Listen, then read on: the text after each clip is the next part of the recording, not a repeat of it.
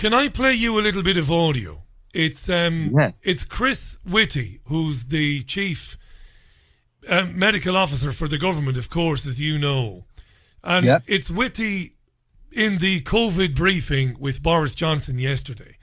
Yesterday. Okay. It's yesterday's. Now, it's only a 45-second clip, Yeah, let's do it. Yeah. but it's quite astonishing, Piers. And I want you to hear it because your response to it, I think, is, well, first of all, your response will be very academic. This is Witty. What about academic? I know it will be. It's Witty describing what the virus is, and I'd love to get your thoughts. So have a listen to this, and we'll be back with Piers Corbyn in a moment. Right, have a listen, Piers. Certainly I have tried, and Patrick has tried right from the beginning, to balance two things. The seriousness of this virus as an epidemic, and it clearly is a very serious epidemic, but equally the fact that actually the great majority of people will not die from this. And I'll just repeat something I said right at the beginning, because I think it's worth reinforcing. Most people, a significant proportion of people will not get this virus at all at any point in the epidemic, which is going to go on for a long period of time. Of those who do, some of them will get the virus without even knowing it. They will have the virus with no symptoms at all, asymptomatic carriage, and we know that happens.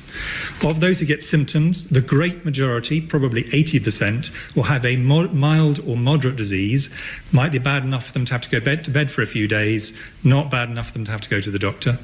An unfortunate minority will have to go as far as hospital, but the majority of those will just need oxygen and will then leave hospital.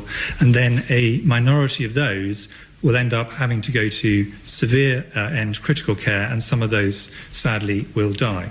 But that's a minority. It's 1% or possibly even less than 1% overall. And even in the highest risk group, this is significantly less than 20%, i.e. the great majority of people, even the very highest groups, if they catch this virus, will not die. Piers, is that Chris Witty telling us in so many words that the lockdown was entirely unnecessary? Yes, it is. It is him telling that.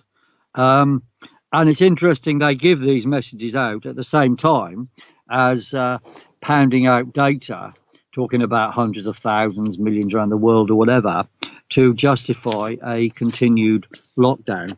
And I think on, the basis of the argument, is it dangerous or not?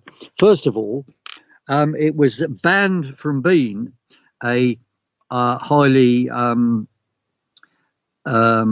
impactful disease in March.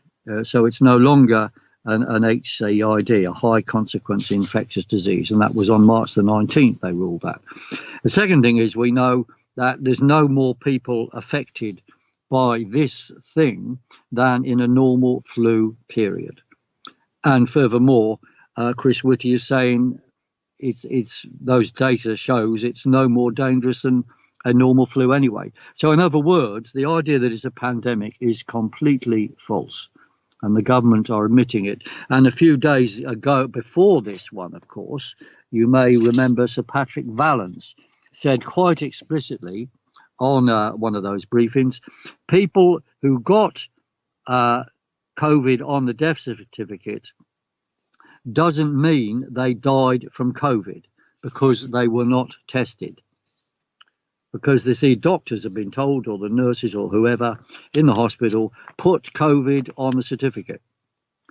Any excuse, you might suspect they have COVID, put it on the death certificate. So therefore, they up the numbers of death on official statistics, which are dying from COVID. And that, of course, is the basis of propaganda to keep you at home, locked down into a new police state.